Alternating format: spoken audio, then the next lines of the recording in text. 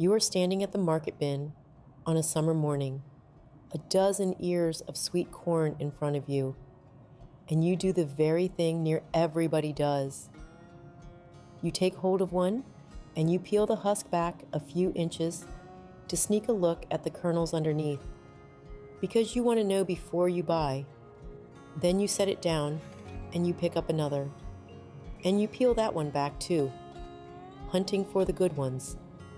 And I am going to tell you something, plain, right here at the start, that will save your corn from this day on. That little peek, that habit of pulling the husk back to look, is the very thing robbing you of a sweet ear. You are drying the corn out with your own 2 hands before it ever gets near your pot. Every husk you peel open lets the warm air in and starts that ear drying and turning tough and starchy, and half the time you set it back down for the next person and grab a different one anyhow. And the ears you do carry home, peeled and picked over, boil up chewy and flat with none of that sugar you were so sure you could see sitting there in the bin. It does not have to go that way.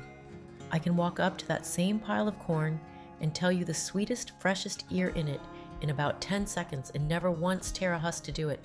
10 seconds, it costs nothing, it takes no tools but your own eyes and your own hand, and by the time we are through here today, you will do it better than the folks stocking the shelf.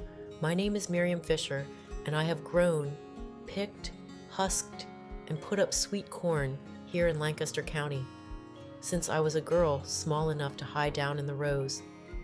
My mother taught me to read an ear at the market table, and her mother taught her. The same plain way you learn to weigh an egg in your hand, with your eyes and your fingers, not by tearing the thing open to look. In our home, a dozen good ears might feed a table of 10 on a July evening, and we never once had the luxury of guessing wrong and wasting a one of them. So I learned young how to tell from the outside which ear was cut that very morning and which one had been sitting 3 days quietly going to starch. In the high summer, we would eat it the same afternoon it came in from the field, a great pot of water already climbing toward a boil on the stove, before the corn was even carried up from the patch, because we knew in our bones, without ever being handed a number, that every hour between the stalk and the pot took a little more of the sweet away. That is the whole of what I mean to hand you today. So stay with me here for a little while, and I will give you every bit of it, one plain tell at a time. I will show you the part of the ear that speaks first and loudest, and it is not the kernels at all. It is that wispy little tassel up at the very top, and once you know how to read it, you will never look at corn the same way again. I will show you why the sweetest ear you buy in the morning can turn flat and starchy by the time you sit down to supper, and the one simple thing that stops it. And near the end, I will name the one mistake, the very one you may have been making for years at that bin, that quietly steals the sugar out of your corn before you ever get it to the counter. None of this costs a cent. All of it works. So stay with me to the end. Now you might wonder how a thing this plain ever got forgotten, that a grown body would have to sit and be told how to pick an ear of corn. Well, here is how I have come to see it, standing at these market tables all my life. There is no money in teaching you to read a husk with your own 2 hands in 10 seconds flat. There is money in a tray of corn, already shucked and wrapped in plastic under a light. There is money in trucking corn 1,000 miles from somewhere far off, so it can sit 3 warm days before you ever lay eyes on it. And there is money in you, carrying home a dozen, throwing half of it out tough, and coming right back next week for more. The plain skill, the free one, the one my mother did at the market table without a second thought, just got crowded out by convenience. Folks stopped growing it and stopped picking it and started buying it trucked in from far away, and a whole generation grew up never once being shown that sweet corn is a same-day food and that the ear itself will tell you everything if you only know where to look. So let us start with the coat the ear wears, because it is the first thing your eye lands on, and it tells you a great deal. You want a husk that is a good bright green or a deep green, wrapped up tight and snug against the ear all the way around. And here is the part most folks miss entirely. You want it to feel just slightly damp and springy when you take hold of it, not dry.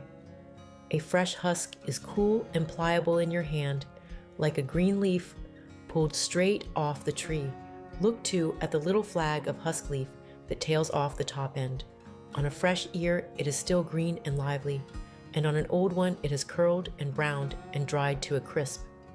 And give the whole ear a slow look for any husk that has been rubbed loose or is standing away from the ear, because a coat that has lost its grip has most always lost its freshness right along with it.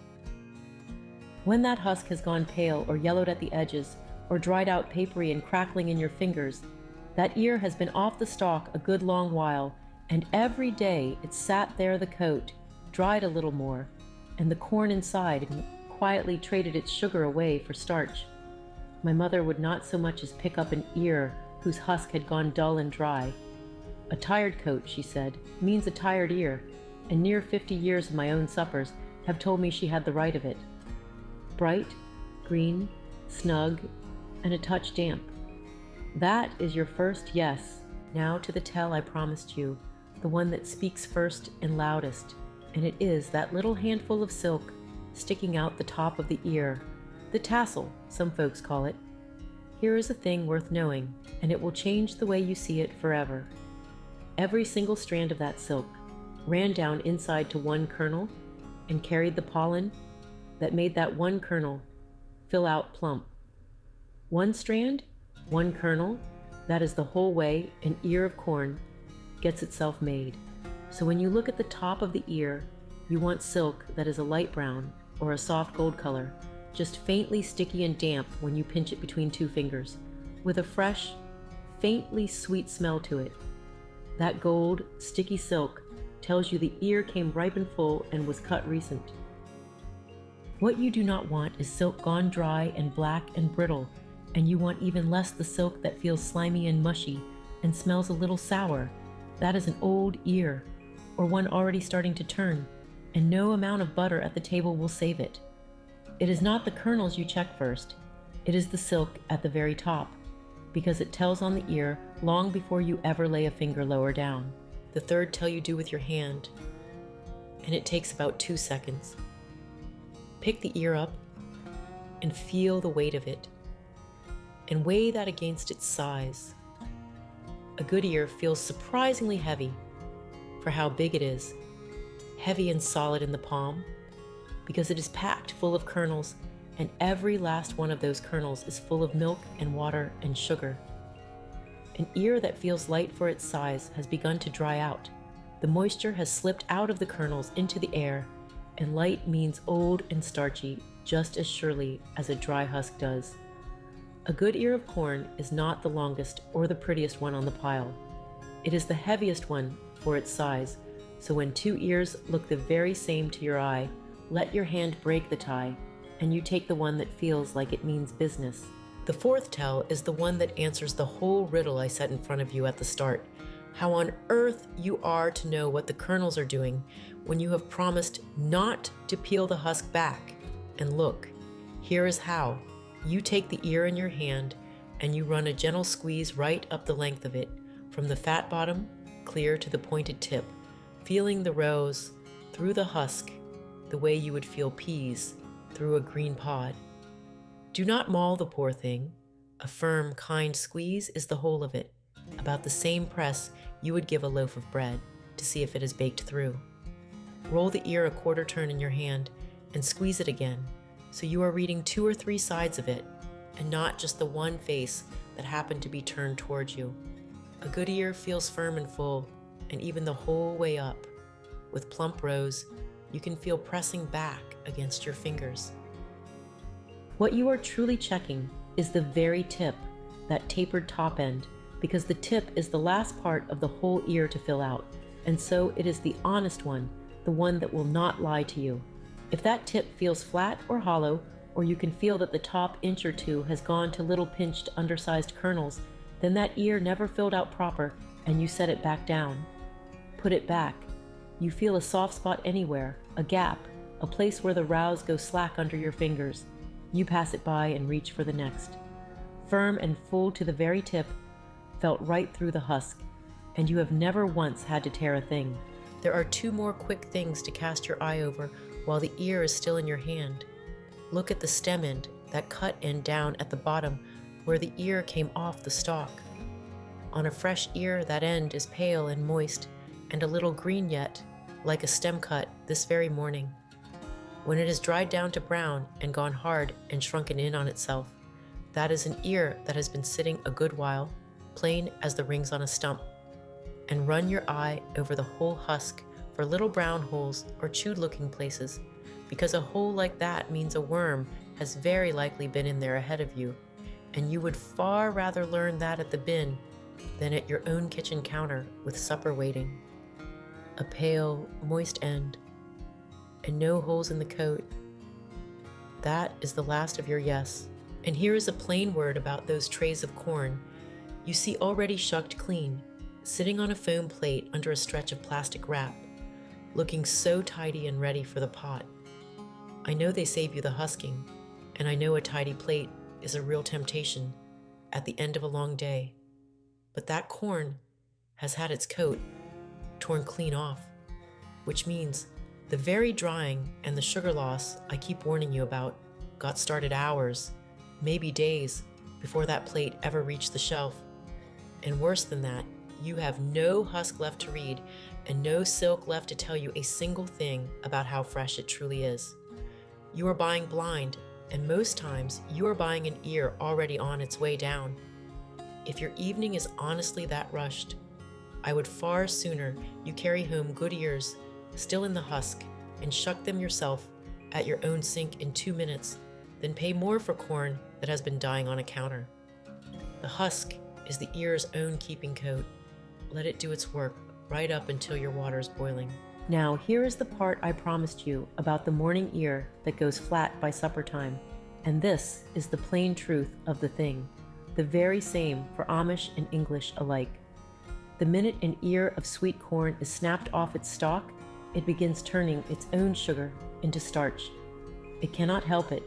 That is simply what corn does the moment it is cut off from the plant that was feeding it. In a warm kitchen, that happens fast, and an ear that was sweet as candy at dawn can go noticeably flatter and more starchy by evening. What slows it right down is cold and nothing else. Get your corn cold just as soon as you can, into the coldest part of the icebox, husk and all, or tucked into a bag, because down near freezing, a few degrees above it, that sugar holds far better and far longer than it ever will on a warm counter. On a hot day, coming home from a stand out in the country, a closed cooler with a little ice in the bottom of it will do that same good work on the ride, and it is well worth the small trouble. And then cook it soon. Sweet corn is a same-day food if ever there was one. It is at its sweetest the same day it was cut and carried home, and if you truly must keep it cold and use it inside a day or two, never a week. This is the whole reason an ear from a stand where it was picked that morning and kept in the shade will beat a fine-looking ear that rode 3 warm days on a truck. The truck ear already traded its sugar away somewhere out on the road, and no husk reading of mine can put back what the miles took. And that brings me to a thing I must be straight with you about, because plain honesty is the whole reason to take my word over the fellow selling you a spray. Reading the outside of an ear the way I have shown you will find you the freshest, ripest, fullest ear on that table near every single time, but it cannot work a miracle, and I will not stand here and pretend that it can. I cannot tell you through a closed husk which kind of corn it is, and some kinds simply carry more sugar in them than others by their very nature, and if every ear on that table was cut days ago and left to sit out warm, then the sweetest one in the whole lot is still only the best of a tired bunch, because they have everyone traded some sugar for starch already, and my fingers cannot undo that for you. That is no failing of the reading. It is just the plain nature of a food that starts to change the very moment it is picked. What these tells do is plain, honest work. They pick you the best, freshest, ripest ear that is truly there in front of you. They do not conjure sugar into corn that has already lost it. So if it is the sweetest corn you are after, buy it close to home, buy it picked that same day, and then read the ear to find the best of what is good. Now, if you find all this useful and you would like it written down plain so you can carry it in your pocket right to the market, I have put the outside tell for corn and for 5 other everyday things. Folks pick wrong, watermelon and the rest of them, onto one single page I call the Pick It Right card. It is free, and you will find it at the address just below this video. It is one small piece of a bigger thing I keep called the plain larder system for the folks who want the whole of how we choose and put up a year of food. But the little card by itself will do you fine at the bin, and that is the one and only time I will bring it up. So let us get right back to the corn. Stop and think a moment on what this is really worth at your own table. A dozen ears of sweet corn in July costs you next to nothing, a few dollars, and a good picking of it will feed a big family a whole summer supper and then some, with the extra cut off the cob and put up in the freezer to taste like July all over again in the dead of January. We cut and put up a good many quarts of it every August, and not one of those winter suppers is worth a thing if the corn that went into the bag was picked poorly to begin with. You cannot freeze sweetness back into an ear that never carried it in the first place, but every ear you pick wrong is money dropped straight into the bin and a supper gone flat on the plate. And if you are the one doing the shopping for a household, that little waste adds up faster than you would ever think across a whole long summer of corn. 10 seconds of reading an ear, the way my mother taught me at that market table, is the cheapest way I know to see that the money you laid down comes home sweet. She fed a long table on very little in this life, and a good part of how she managed it was by never once carrying home a poor ear when a good one was sitting right there beside it. So here, plain and in order, is what I want you to do the next time you stand at that bin. First, and hear me on this above all the rest, leave the husk be. Do not peel it back to peak, because that peak is the very thing that dries the ear and steals its sugar. Second, look for a husk that is bright green, snug, and just slightly damp, and pass by any that has gone pale or dry. Third, check the silk up top. You want it gold and a little sticky, never black and dry and never slimy. Fourth, heft the ear and take the one that is heavy for its size, and run a gentle squeeze from the bottom, clear to the tip, to feel it firm and full the whole way up, most of all at that very top. Fifth, glance at the cut end for pale and moist, not brown and hard, and look the husk over for wormholes. Then get it home, get it cold, and cook it soon. You do those few plain things, and you will carry home the sweetest ear on the whole table and never tear a husk to manage it. Now I would truly love to hear from you, so do this for me down in the comments. Tell me where it is you live and where you buy your corn. A farm stand? A market? The big store out on the highway? And tell me honest, have you been standing there peeling husks back all these years the way most folks do? I read every comment myself, every single one, and it tells me what you most need me to teach you next. And tell me this besides, of all these tells, which one had you never so much as heard before today?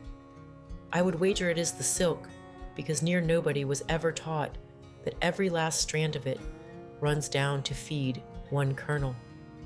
Next time, I am going to show you what we do with a whole picking of good sweet corn to keep it tasting like summer clear through the winter, how we cut it and put it up so it comes out of the freezer sweet and tender and not tough and watery the way most folks end up with by February.